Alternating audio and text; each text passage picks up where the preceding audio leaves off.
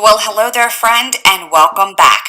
I'm Leela Barker for Lucky Break Consulting, and this is Brickhouse Branding Module number 4. I asked you to do a whole lot of writing in Module number 3, and we're going to pivot and switch gears just a little bit this week. We are still talking about writing. Yes, this is our last module on the subject. However, I'm coming at it from a little bit of a different direction this week. In Module 4, we're trying to figure out what you're writing about on an ongoing basis. So Module 3 was about cultivating some fixed assets for your brand, product descriptions, about pages, brand manifestos, and the like. But we're going to be creating content on an ongoing basis for our brand, and this week I really want to focus on what that content is going to revolve around and how we can build content that really resonates and acts like a magnet to draw our MVPs towards us. I have a lot of good stuff on deck. I'm going to roll up my sleeves and get right to it. Before we get to the content piece, though, I want to spend just a few minutes talking about philanthropy and how you might be able to bake philanthropy into your business model. Here's what I have on tap in this video. We're going to talk about how doing good and doing business can go hand in hand. I'll tell you the benefits of giving back via your company. I'll share with you 20 ideas for giving back without breaking the bank. That piece is really important. I'll also explore with you how to find a philanthropic partnership and offer a few tips for leveraging this partnership for mutual benefit. That's the key to good philanthropy. It's got to work for you and the organization that you're seeking to work alongside. There are some new support materials here in Module number 4, as always. I hope that you have the workbook printed out in a hard copy format and right in front of you. We're going to begin filling that in as soon as we move into this module. As always, you can also pick up all of your check marks and tick those boxes off on your progress tracker to ensure that you're picking up all the important pieces of this curriculum and getting things done.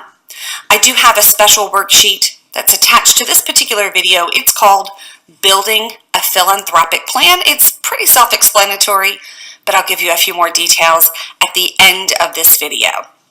So if you need some persuading about the benefits of giving back via your company, I'm happy to offer some statistics. A study by Cone Inc. recently found that 90% of American consumers were interested in knowing what causes a business supports. 9 out of 10 people want to know what you're supporting. Furthermore, 79% of consumers said that they would consider switching to a new brand that's associated with a cause they support. So 9 out of 10 want to know what you're doing. 8 out of 10 might switch simply based on the philanthropic angle alone.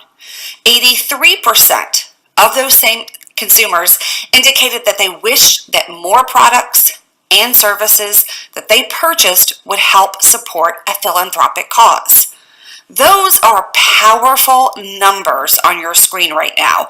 This is a growing driver of consumer purchasing and spending decisions. So if you don't think giving back matters, I get that, but I think your customers do believe that it matters, and the scientific data definitely bears that out.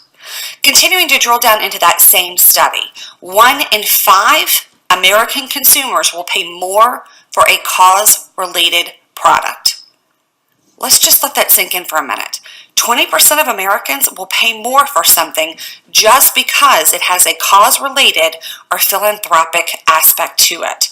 And 61% of consumers said that they would try a product that they've never even heard of if it supported a cause that they believe in. That last statistic shows what a driver this is for new growth for a brand, how consumers that might otherwise overlook a brand will be drawn to it simply because of the philanthropic aspect. According to a different study that was recently conducted by Ernst & Young and the Fidelity Charitable Gift Fund, 89% of entrepreneurs donate money, both personally and through their companies, to philanthropic causes, and 62% of those entrepreneurs said that giving back makes their companies more successful in the long run. So if you choose to do this, and I want to be clear, baking philanthropy into your business is 100% optional. But if you choose to do it, you're going to be in very good company. I'm eager to explore some of the tangible benefits that you can expect in return for your philanthropic efforts with this business. First and foremost is that this philanthropic angle is going to reinforce your core conversation with your customers.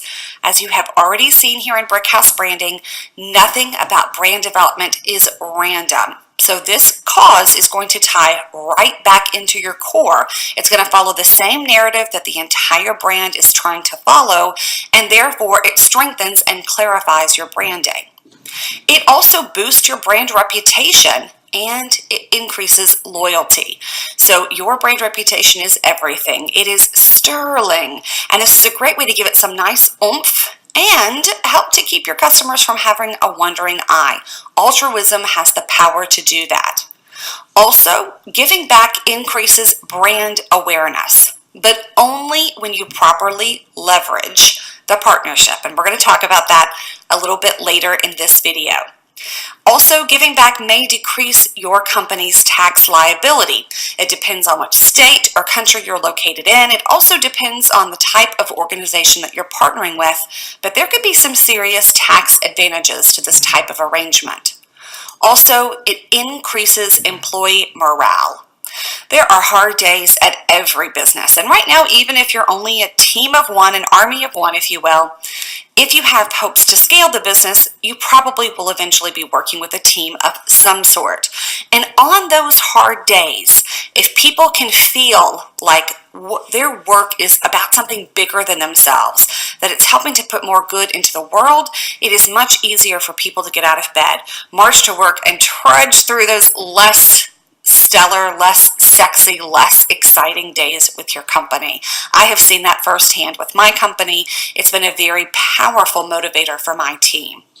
It also, this whole philanthropic bent, helps you field all those, will you please donate requests. You know the ones. Everybody wants you to donate to their kids' silent auction at their school, the local soccer team.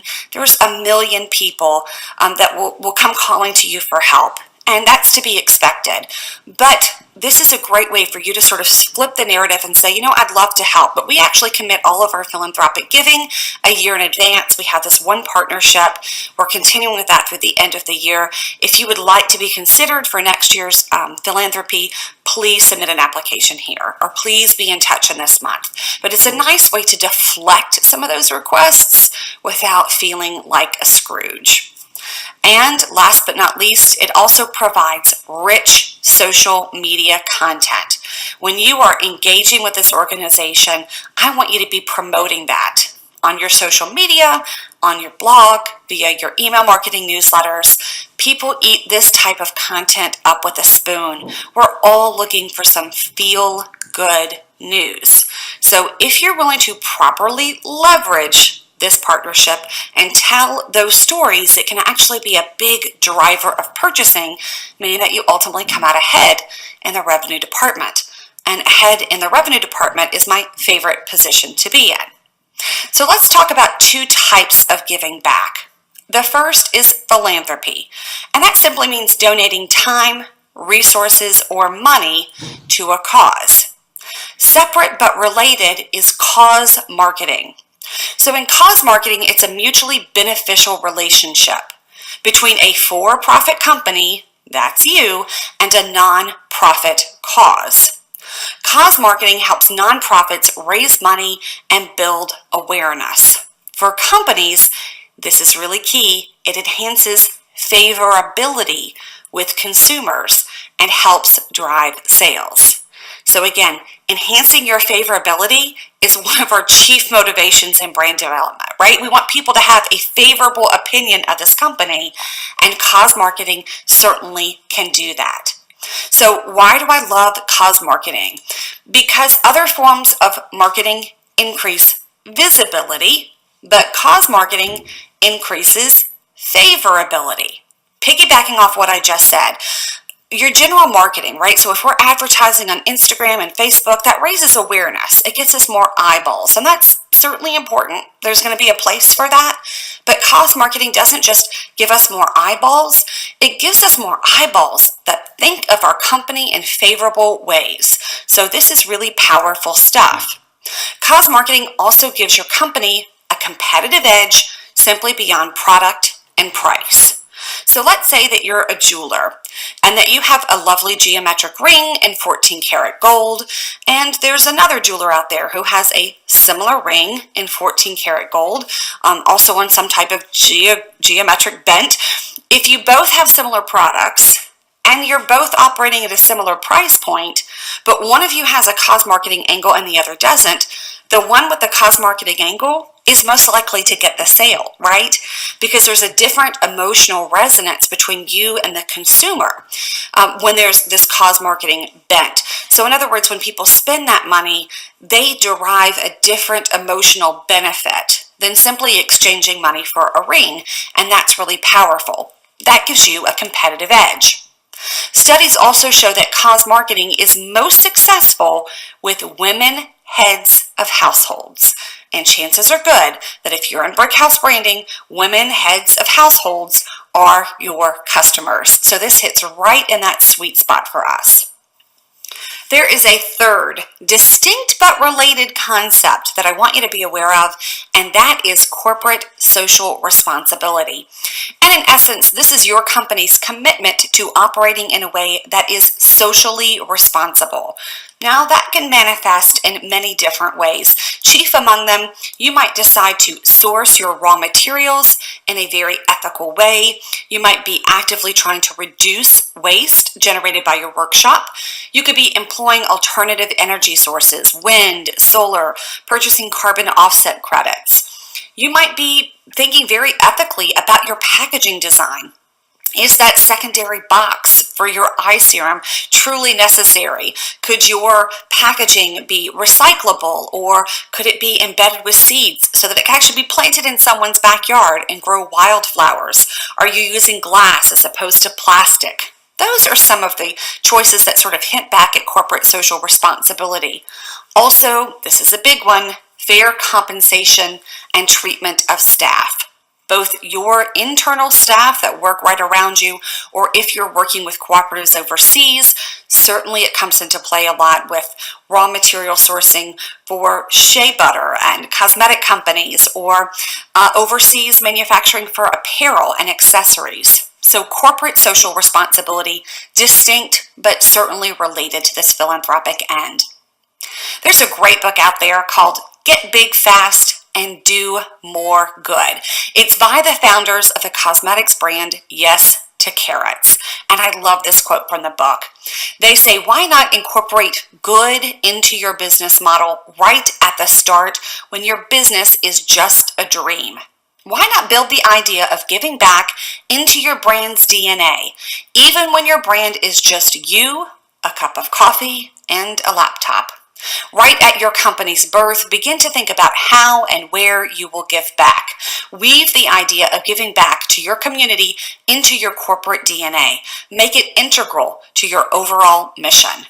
Giving back has to be part of your company's mission, no matter what your personal beliefs, your politics, or your passions. I strongly believe that we in business have an obligation and an opportunity to help others. Amen, amen, and amen. I believe very similarly, but I promise I don't judge those who choose not to go down this path for their business, but I'm here to tell you, you will feel differently about your business when you are able to write checks or drop off blankets or shovel food onto a plate in a soup kitchen. You will feel differently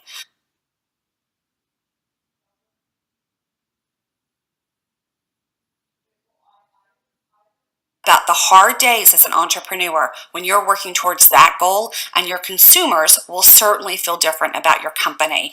So I'm trying to do a powerful, persuasive argument for you here, but I do understand that everyone is going to choose the path that works best for them.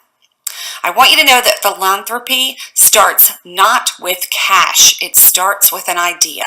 So if you are sitting there going, yes, and when I get to $1 million in sales, I will definitely start a philanthropic angle, I want to encourage you to think about this from a different direction.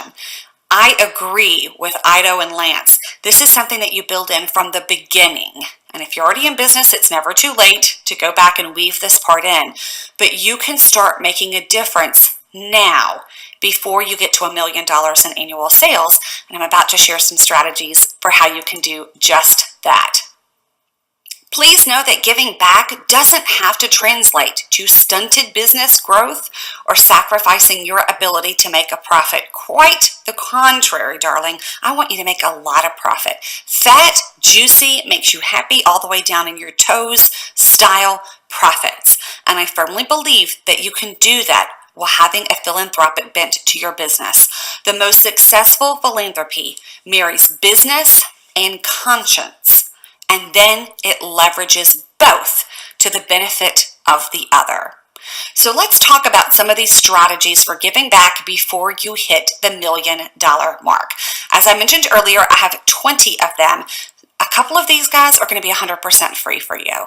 Yes, I said free, and yet you still get to promote them, and you still get the tax write-off. It is a beautiful, beautiful thing. All right, idea number 1. You can earmark a percentage of profits, meaning your total net of the company after you've paid all of your expenses, or a percentage of your total revenue, which means gross. So if you donated 10% of $500,000 in revenue, then that would mean you giving away $50,000, 10% of the total sales figure, for the benefit of a specific cause. I do think it's important that you are specific when you promote this partnership. You need to tell people not just a portion of proceeds go to charity. I want to know what portion goes to which charity. And I also want to know if you're talking about a percentage of profits, which again is net, or a percentage of your total revenue, which is gross. So when you talk about this partnership, we're going to do it with specificity. It's very important. Number 2, you could develop a specific product and donate its profits as a donation. So in other words, if you're a jeweler, we develop a special pair of earrings. If you're a soap maker, it's one specific soap. If you're a greeting card maker, perhaps your tote bags go to philanthropy, and the other products are sort of left out of that mix, but we pin our hopes on one hero product or a collection of products.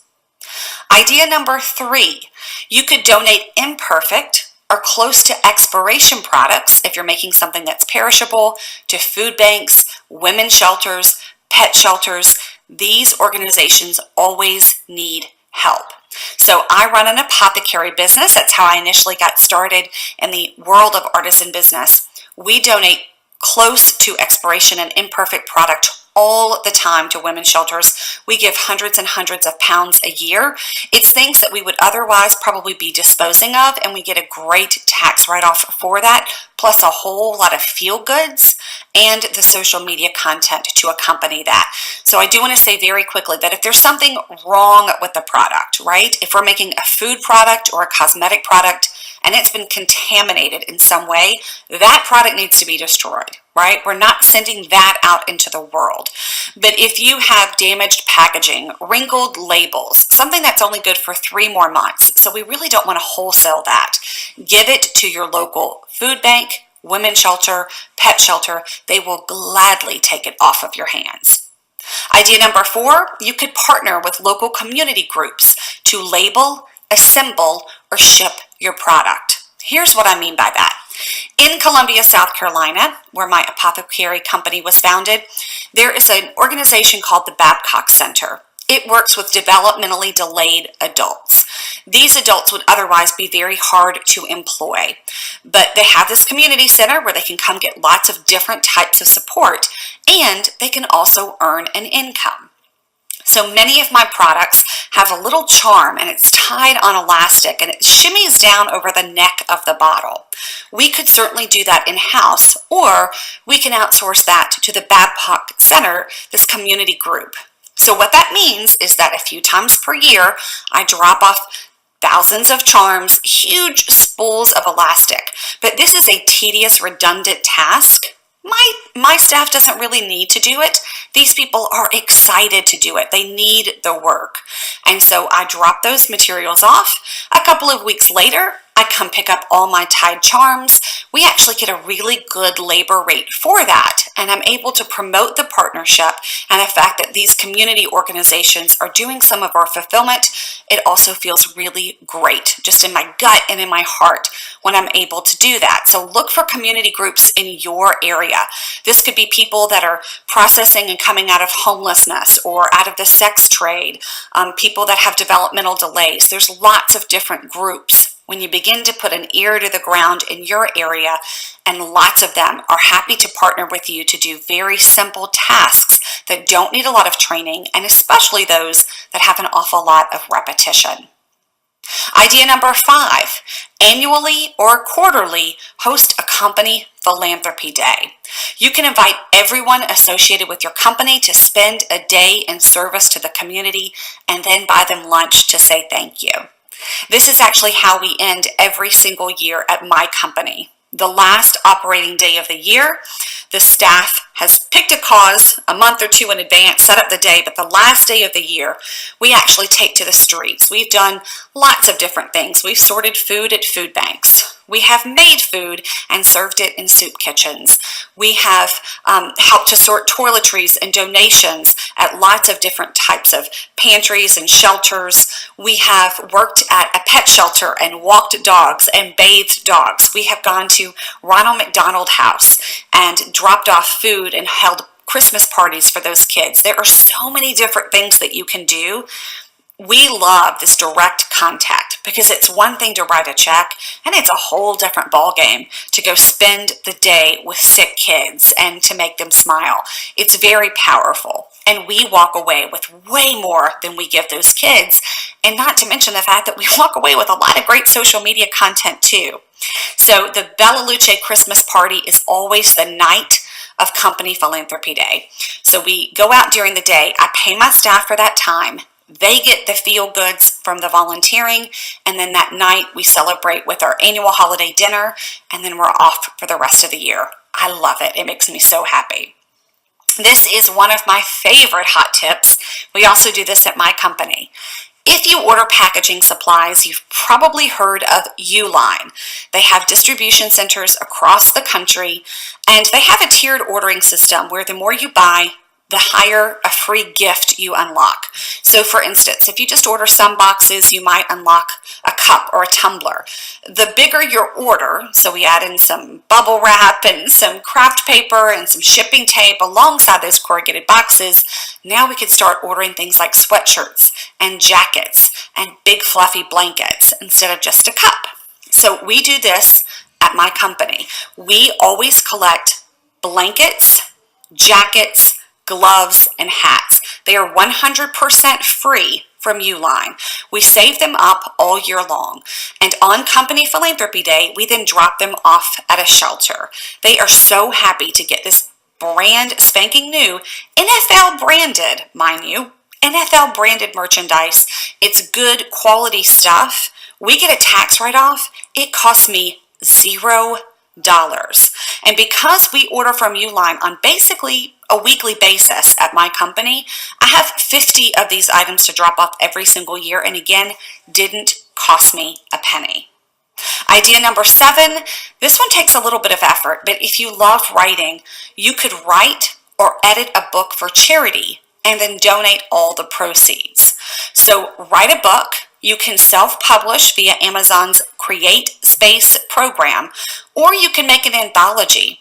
Reach out to other businesses in your product category. Find those complementary brands. Build some collaborations. Everybody donate a personal story. You serve as the editor that brings all of this together. Publish through Create Space, and again, all of the book proceeds can then go to whatever organization you choose. This is delightful because it helps to build those industry partnerships and collaborations. Especially if you do an anthology, it doesn't take a whole lot of work to pull this thing together. And then you could have 10, 15, 20 different businesses promoting the book. So you sort of leverage each other's audiences. Again, it's a little bit unconventional, but I've seen it done several times, and it's super smart. Idea number 8, ask clients to round up their order at checkout and donate all those funds to a specific cause twice per year. So this is going to take a little bit of rigging in your shopping cart. But let's say that you sell ceramics and I'm checking out on your website and my order is $48.19. You could ask me if I want to round that order up to $49, and then you would keep the change in a special reserve. It's under $1, but my dollar plus his dollar plus her dollar plus their dollar. After 6 months, we've got a nice little pot of dollars, and then you donate that to a very specific cause. If you are working with a brick and mortar store, it's the same concept as having a jar to collect spare change near your cash register. So you can do this in a physical store, or you can do it digitally via e-commerce. You could also choose to match those donations, which is a really lovely way for you to get some skin in the game. And again, build up those dollars, build up that loyalty, and promote the partnership. Strategy number 9 is distinct from, but related to, strategy number 8. So in number 8, I was asking you to have your customers round up to the nearest dollar at checkout. In strategy number 9, you're asking them to layer a donation on top of their order fee. So this isn't about rounding up, it's about adding more. So if they were $48.19 at checkout, you could then say, hey, would you like to add $2 to this order? Or $5 to this order, or $10 to this order. So you can stratify those donation amounts and provide some sort of incentive for people to participate. So perhaps at the $2 level, you're asking them to donate that $2 and you promise them that you'll get them a coupon that's good for $2 or maybe even $4 off their next order. At the $5 level, perhaps you give them free shipping on their next order. At the $10 level, maybe they unlock a coupon that's good for 20% off their next order. Again, you can get really creative with these incentives and these bonuses, but you can also raise buku bucks if you play that strategy right. Idea number 10 is one of my favorites. You can adopt a woman or a child or a deployed soldier for every staff member that you hire. We've been doing this at my company for more than a decade. We sponsor all of our women through Women for Women International, and they come from countries where there has been a lot of civil war or perhaps tremendous natural disasters, or they come from disadvantaged countries where there's just not access to education for women. So each Bella Luce teammate actually has a woman that she's working for. It is very cool because they exchange letters. We do this as a team and we post all the letters we receive in the employee break room, and it's very empowering for my people to feel like their work directly benefits this one person on the other side of the planet that they can name and follow their journey. It is so cool to watch this process in action. If you didn't want to do it for every staff member you hire, maybe you're a team of one right now, no sweat. Lots of ways you could model this. You could also do it, we'll adopt one person for every $10,000 in revenue we sell this year, or for every 100 greeting cards, or 100 soap bars, or 100 necklaces. Again, you can do the math, but there are plenty of deployed soldiers, plenty of children from disadvantaged countries, and plenty of women who would love to have your help. This one unlocks some special magic that I think is just really cool. All right, strategy number 11. You could partner with a local beauty school to create a pamper day for local disadvantaged women. We've done this one at my company too. We went to a beauty school. There are beauty schools in every single city in the country. And we simply asked them, I know that your technicians need training time on real people as part of their education. Could we donate product and come together? Again, that mutual leveraging, so important. And have women from the local women's shelter come in and get makeovers. We're able to do this, of course, because we're in the apothecary business. We make spa products, but figure out how this might work for your company. But it was so cool. We've done it multiple times. We bake baked goods as a team.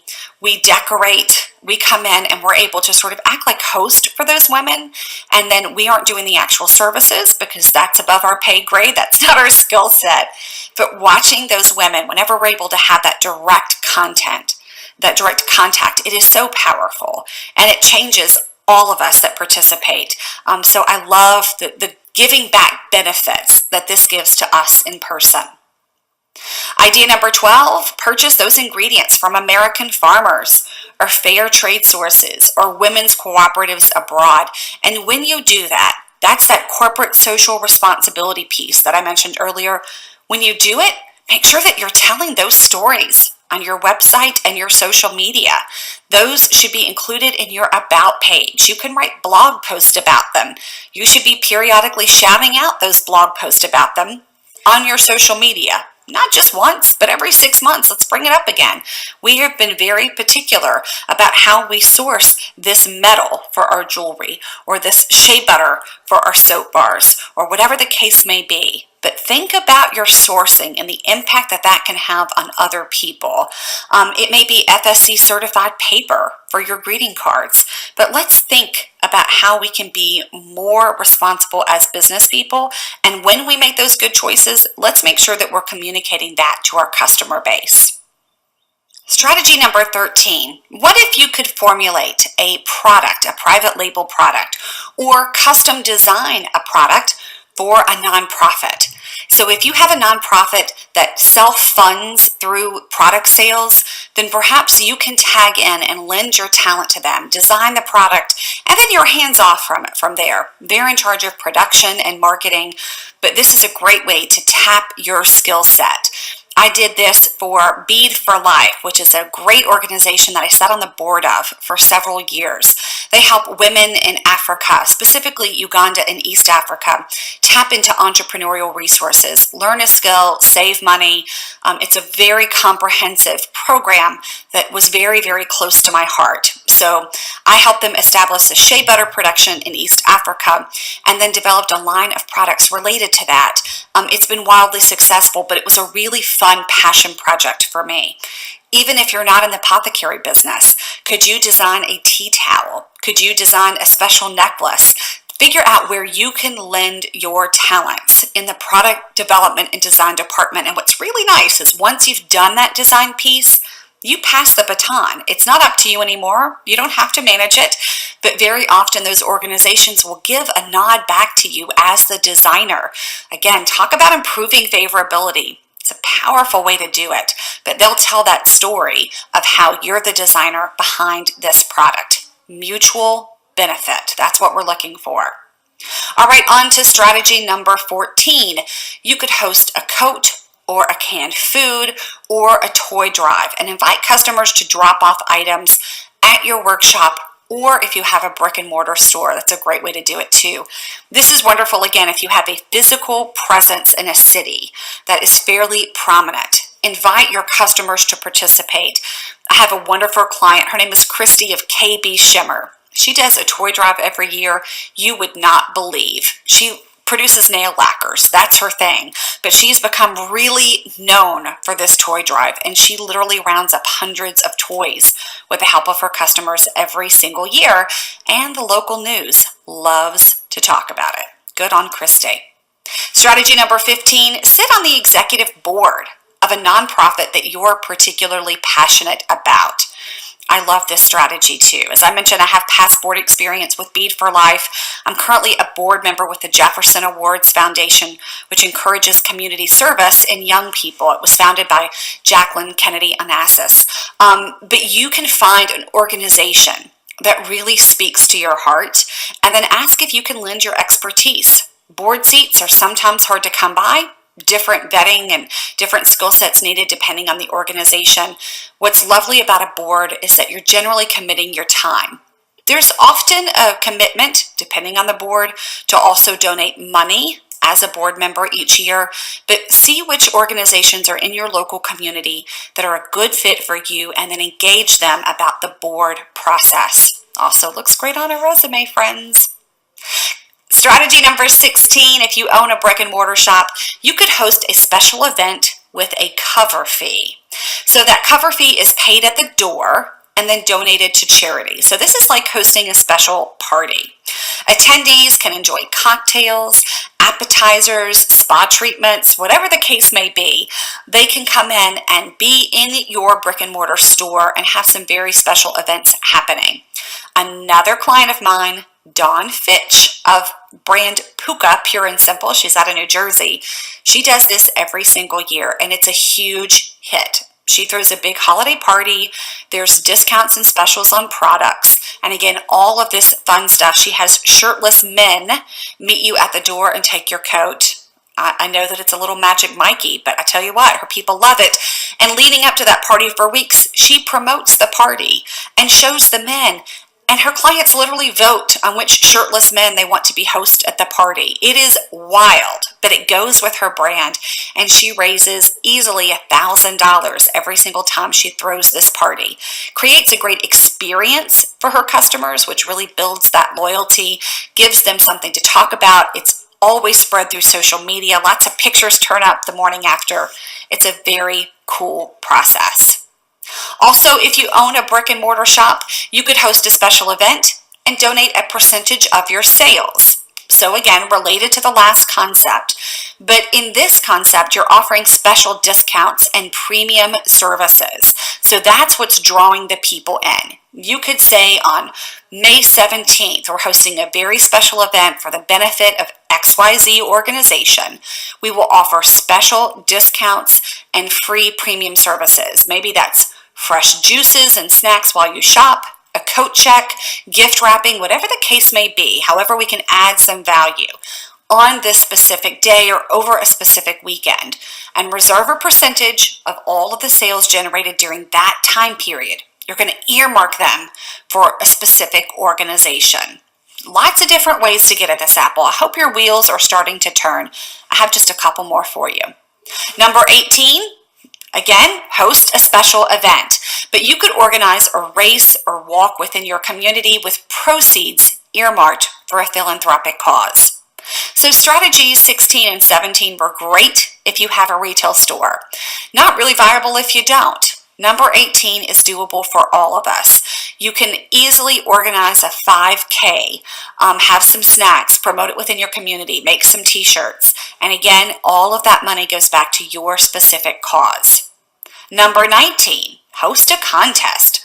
Partner with other allies within your industry and organize a donations race. I've seen this done very successfully on Instagram.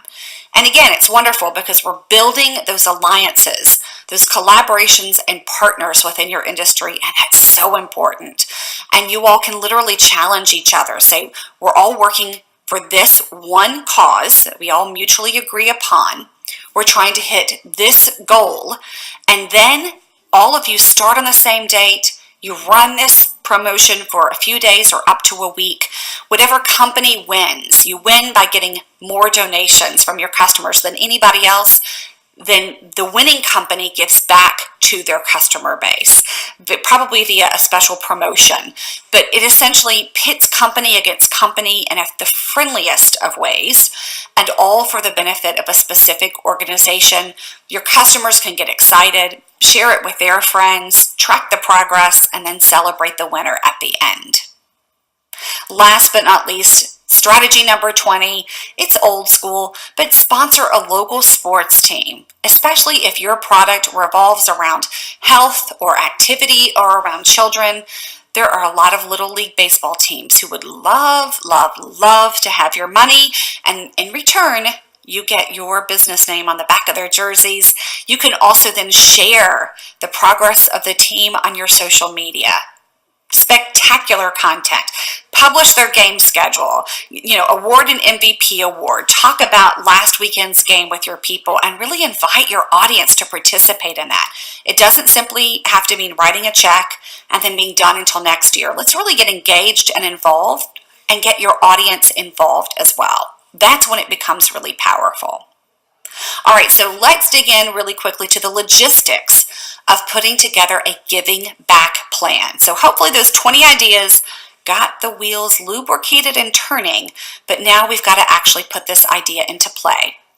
Here's my plan for that. Step number 1, Identify what lies at the intersection of your passion and your MVP's passion, right? So we're trying to find where there's mutual benefit there. Again, this has to be tied in to our customers.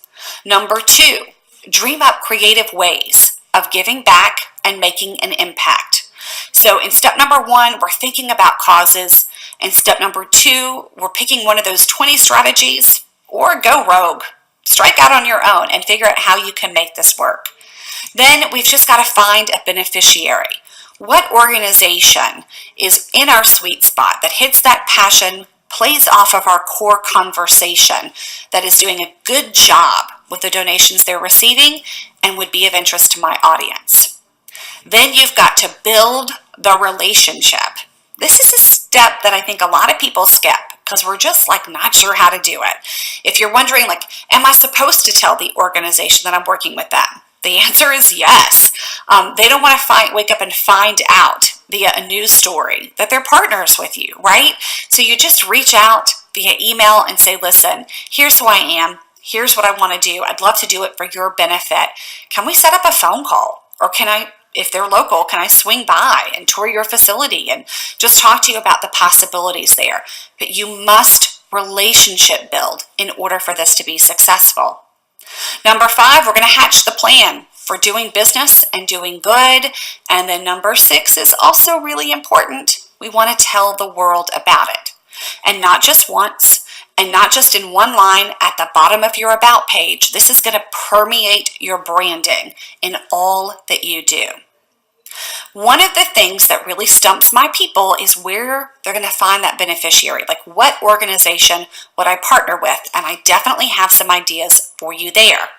You can identify a cause that's related to your brand story and products. It's my strong recommendation. This should not be random. You can try sites like Volunteer Match and All for Good. Remember, smaller organizations are typically easier to work with. And here's what I mean by that. If you give money to the Red Cross, amazing organization, but you're talking about an organization gets hundreds of millions of dollars per year. So if you slide them $500, you're going to feel good about it, they're going to appreciate it, but they're not going to talk about it because it is a drop in the bucket. I vote for smaller, more specialized, or more local organizations where your donations will have a bigger impact, because when that happens, they are more likely to talk about your company, and therein lies that mutual benefit and leverage. So don't necessarily go for the big organizations, the Susan G. Komen Foundations of the world that everybody knows about. Find something more niche, more small, where you can have a bigger impact because they are more likely to talk about you as well. Again, Volunteer Match and All for Good are just great sites for finding different volunteer opportunities or charities in your local neighborhood. They are hyperlinked for you on the handout associated with this video, so I've got links coming up for you there. Then you can hop over to a different site called Charity Navigator and research the financials and the impact of those organizations. So I want you to step number 1 on your screen right now, pull together a list of potential beneficiaries. And then step number 2, we're going to go vet them. Charity Navigator is a very cool site. It contains reports on hundreds to thousands of organizations. You can see their tax returns if you want. Those are public record. They'll talk about how transparent they are. They'll score them based on how much of the money actually goes to the cause and not just to more fundraising or to executive salaries. So you want to size up the leadership, the programs, the activities, the strengths, the risks, and the efficacy of these organizations. You do not have to be like Nancy Drew Detective to get that done. Seriously, go to Charity Navigator. It's free. Punch in the name of your organization. The report will pop up. Look at the relationship in the same way that an investor would look at a potential investment. I want you to make sure that you're crawling into bed with really good people who are doing the kind of work you want them to do.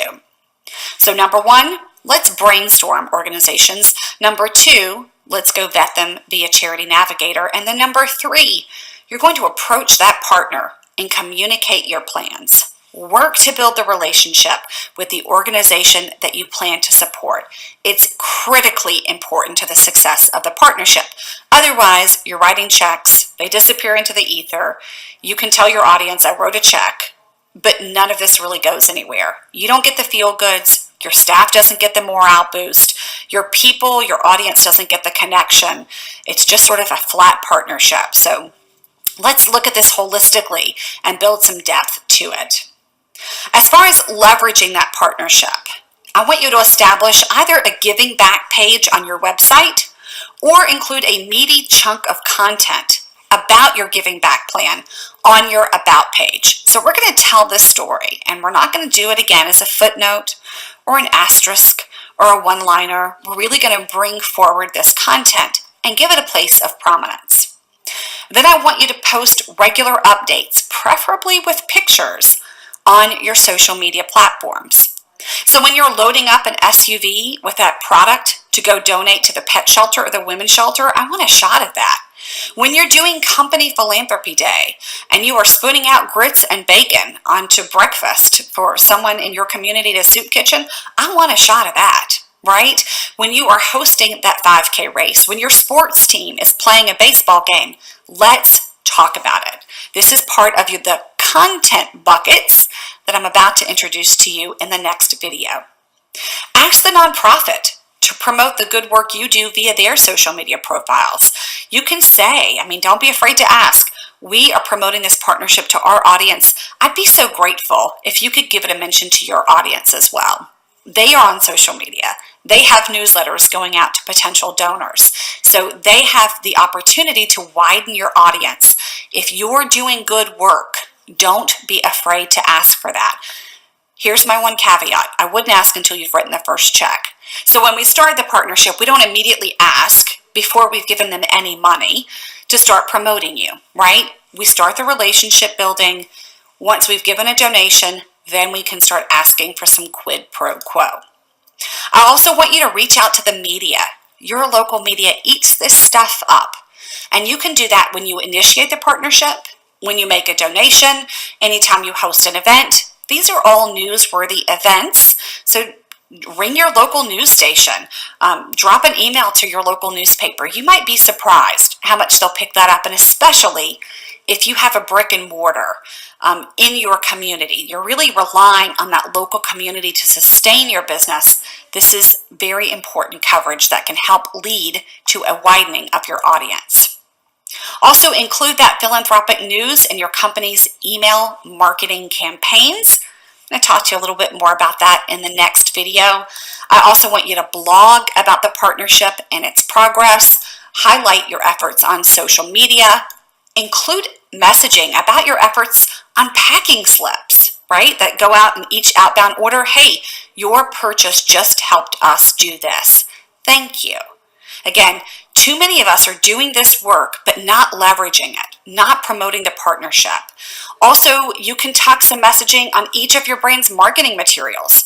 That can go out in your catalogs. If there's little branded cards that are tucked into outbound shipments, we'll talk about unboxing experiences later in Brickhouse Branding. All of those things can reverberate with this same message.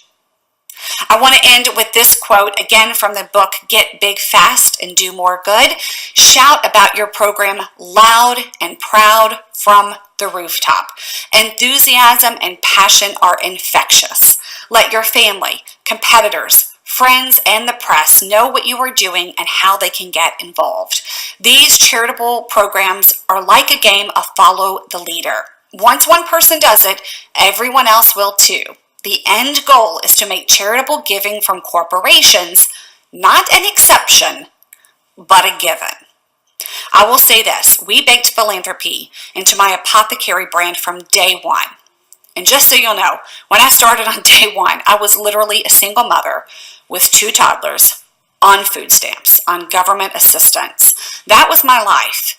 And I really felt powerfully that we were in such a low spot as a family that being able to give back I felt like it would help the universe bless this business.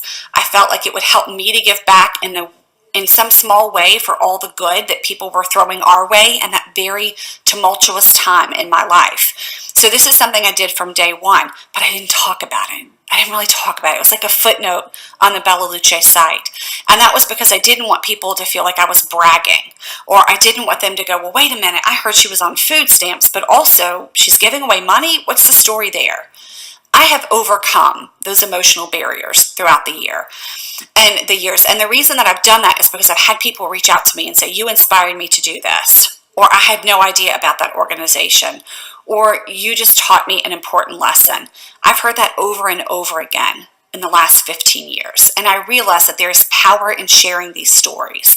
And Ido and Lance on your screen right now, they're right. It is like a game of follow the leader. So don't hesitate to share this good news. I appreciate us all staying humble.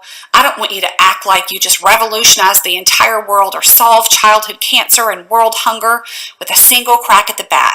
It's not that kind of tone, but if you come from a place of passion and authenticity, then I want you to tell this story. Don't hide it under a rock.